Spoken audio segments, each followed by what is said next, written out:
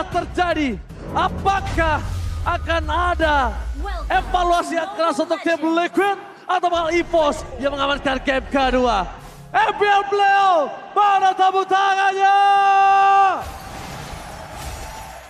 Menuju dalam game yang kedua yang dimana Dreams di sini membawakan combo yang lebih menyeramkan menurut aku, Profesor Kabi. Iya, tapi kali ini kayaknya First Blood tidak bisa dihindari Momochan karena Yeskiel reaktif banget, dia langsung hadir ke dalam area jungle milik Gugun. Wah, tapi kalau ngelihat Dreams seperti itu, memang biasa terlihat juga sih di regular season ya, Profesor.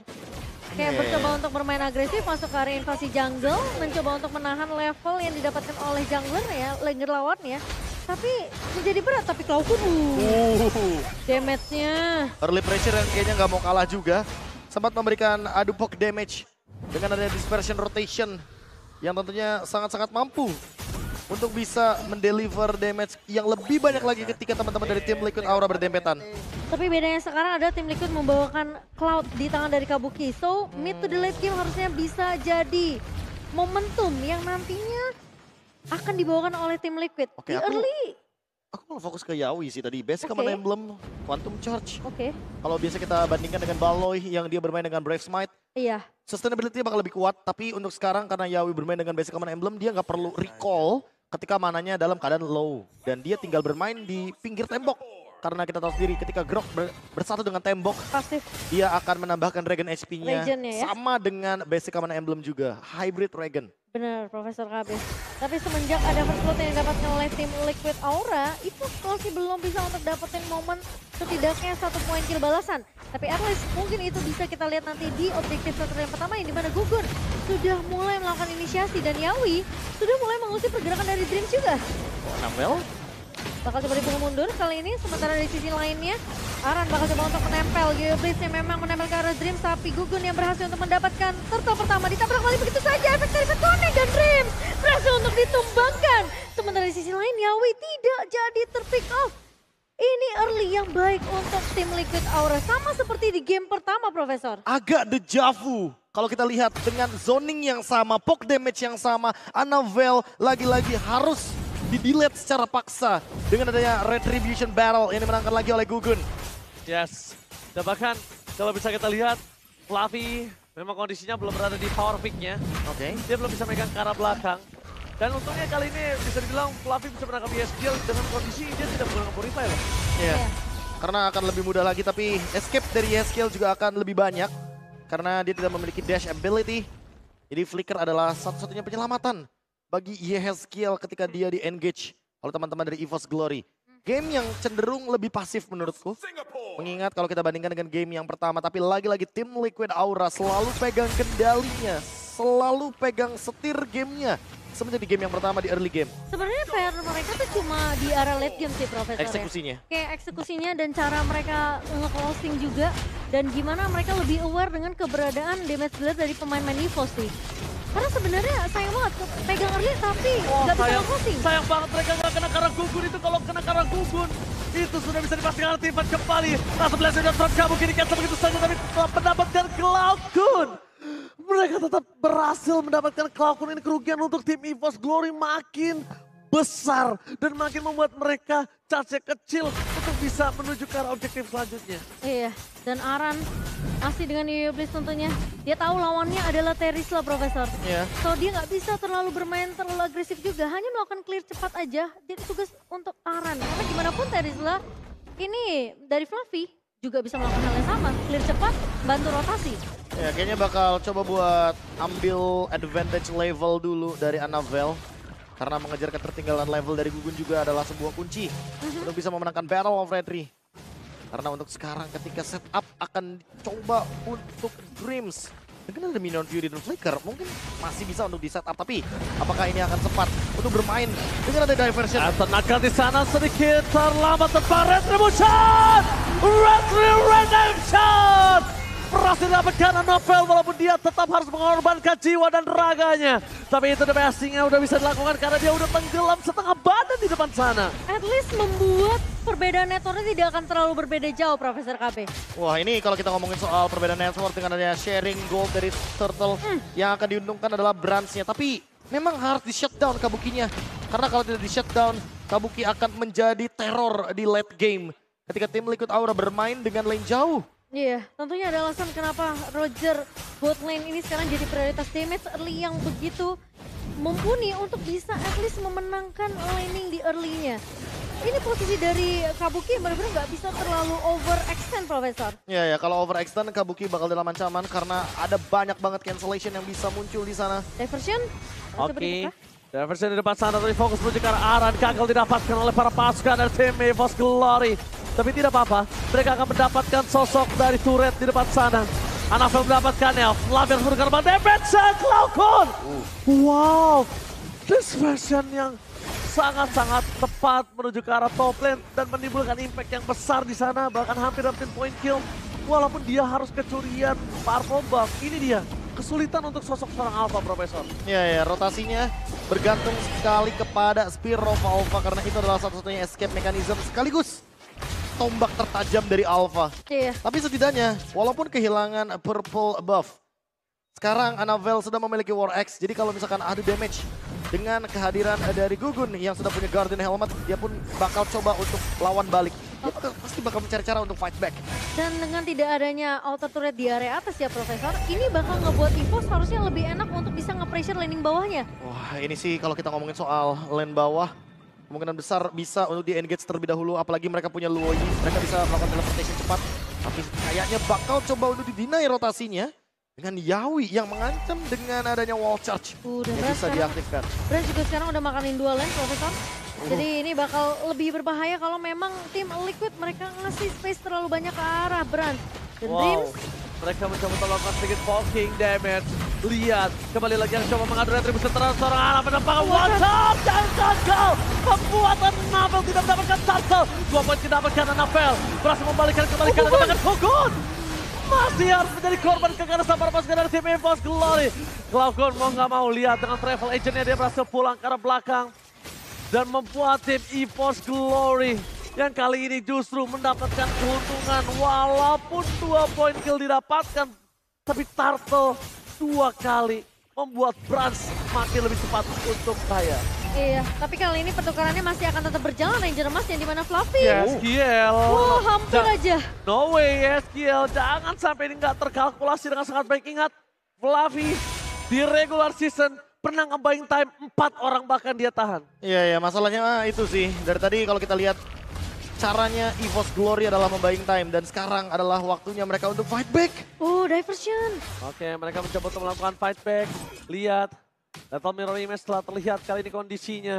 Para pasukan dari tim EVOS Glory memang tertinggal dari segi point kill. Tapi untuk segi gold, mereka masih equal. Ya, Yeskiel juga harusnya udah diketahui keberadaannya di area mid dari Anavel yang lagi-lagi dia tidak mau purple-nya sampai harus dicuri ya. Dan sementara Dreams bakal coba ditahan oleh Gugun.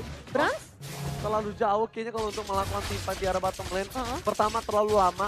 Kedua, kalaupun nanti mereka dapatkan team fight-nya, source skill yang keluar itu nggak cukup worth it untuk objektif Lord di arah top lane. Iya, pertukaran dari segi ultimate-nya sih, apalagi ketika Minion Fury harus terpicu. Ya. Kayaknya ketika team fight Lord, mereka butuhkan banget Dreams dengan ultimate-nya. Dan flickernya juga jangan lupakan. Betul. Karena target ke belakang bisa menuju ke arah dari Yeskiel, atau bahkan mungkin ke arah terlebih dahulu, atau bahkan menjadi cancellation dari Kabuki ketika dia menggunakan Blazing Duet. Tapi di menit yang ke-9 nih, di game kedua agak sedikit berbeda di game pertama ya Prof. Yang dimana EVOS memang di game pertama kan tertekan banget kan. Sekarang udah mulai bisa at least keep up dengan beberapa objektif yang didapatkan sama Anavel. Meskipun terkadang point kill trade-nya ini masih berjalan dari tim Liquid Aura. Iya. Permasalahan utamanya adalah ketika kita melihat bagaimana cara fight back-nya dari EVOS Glory yang mendapatkan pundi-pundi yang penting ya. Salah satunya adalah Yawi. Dan juga tadi mendapatkan Gugun ketika Battle of Retribution Redemption dari Anavel.